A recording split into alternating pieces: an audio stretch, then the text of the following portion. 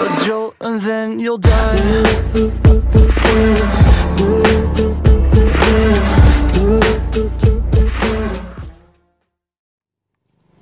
Good morning mga ka-road trip. Biyahe na naman tayo. Tara, samahan niyo ako. Pupuntahan natin ang isa sa pinakamahabang tulay dito sa norte. Ito ang Narciso Ramos Bridge. Dito rin sa Pangasinan. Tara, samahan niyo ako. So ayan, tara na. Biyahe na tayo.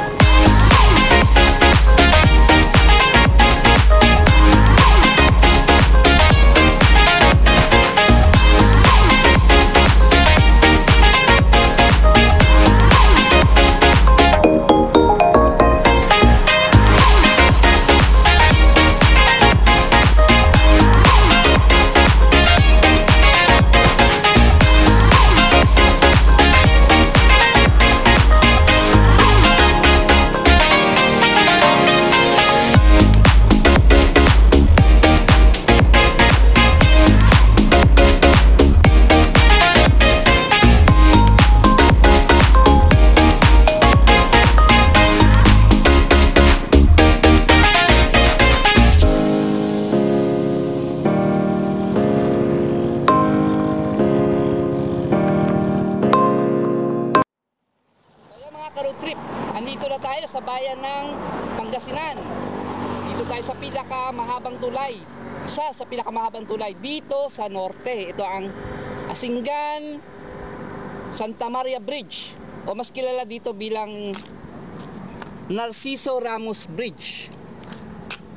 Ito ay tinayo ni dating Pangulong Fidel Valdez Ramos nung siya pa ay nakaupo dito sa Pilipinas. So tara, tingnan natin kung gaano kahaba itong tulay na to.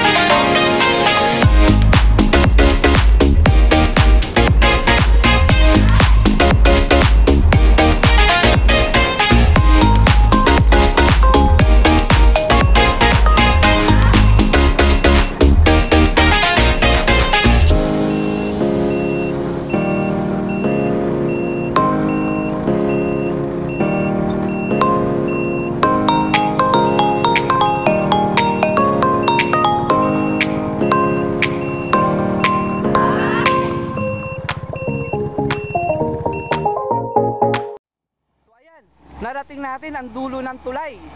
Ang tulay ng Narciso Bridge. So mayroon tayo nakita kanina na mga halaman sa ilalim ng tulay. Tara, puntahan natin ngayon. Ando sa ilalim ng tulay yung mga halaman na yun. Tara, puntahan natin.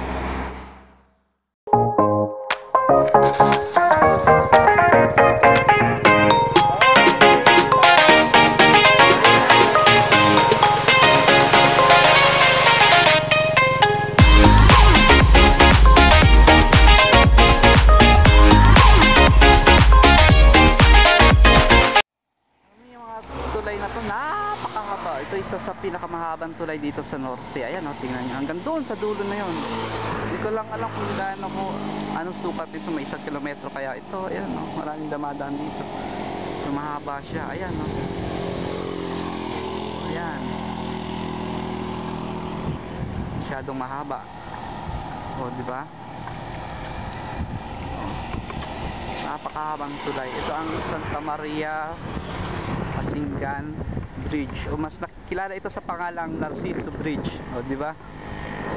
Ito tinayo ito nung panahon ni Ramos, nung nakaupo pa siya, siguro 1992 ata to 1998 siyang nakaupo. So di ba? Lahi ng pakinabang na to. Ewan ko kung anong, sana mas maganda sana kung mayroon tayong ano, before and after na video, ano, kung ano itsura nito bago, nung wala pa itong mahabang tulay na ito. Di ba? Maganda dito, presko pa. So ayan, mamaya baybayin natin mga yan. O, tingnan natin kung gaano kahaba yan. Diba? So ayan, merienda bro tayo. Diba? May merienda akong dala para kahit napagod tayo pwede. Mahabang tulay na Santa Maria tsaka Asingan. Hanggang doon sa dulo kayo. Diba? So paminsan-minsan papadaan din ako rito, pero hanggang lang. Ngayon papakita ko na sa inyo para lahat tayo alam natin kung saan itong Santa Maria Asingan Bridge. So ngayon nakita nyo na, o diba? Mahaba ito hanggang doon sa dulo na yon.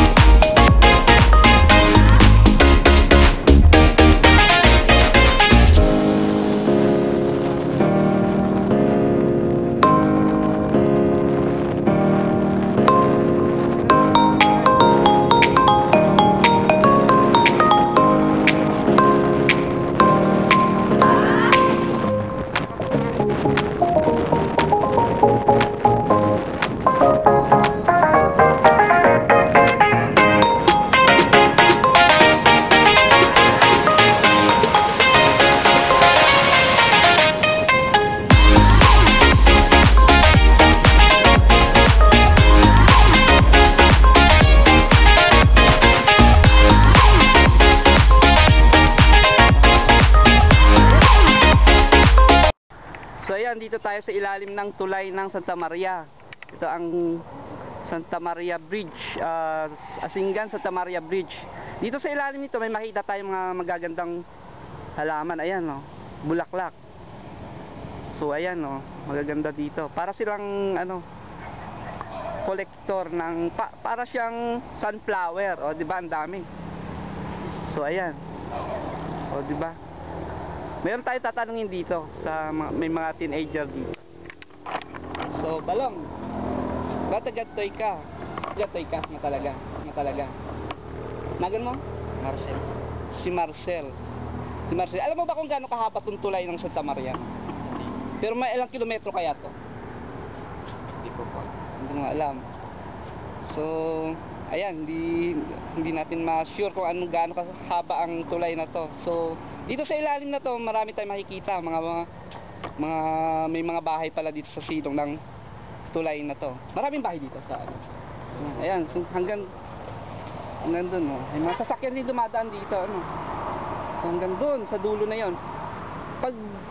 Pag naandun ka na sa ano, sa tubig niyo, may tubig doon, hindi ka na makatawid doon. Hanggang dyan ang ano yan. O may daan pa pag ganyan. Meron pa ako. Sa dulo. Pero itong address nyo, nasa Santa Maria ba? Ito sa Asingan, sa inyo. Itong lugar na to. Sakop kayo ng Asingan o Santa Maria. Di ba? Hati ito. Ito yung bayan ng Asingan. Ito ang bayan ng Santa Maria. Saan yung, nasaan tayo? Sa Santa Maria ba ito o Asingan? Asingan. Address niya Asingan pa rin. Halimbawa, tinanong yung address niya Asingan. Ay, so, nasa kalagitnaan kasi tayo ng tulay ng Santa Maria o Narciso Bridge. Mas kilala ito sa Narciso Bridge, eh. Mahaba ito. So, hanggang doon sa dulo ng Santa Maria na yan.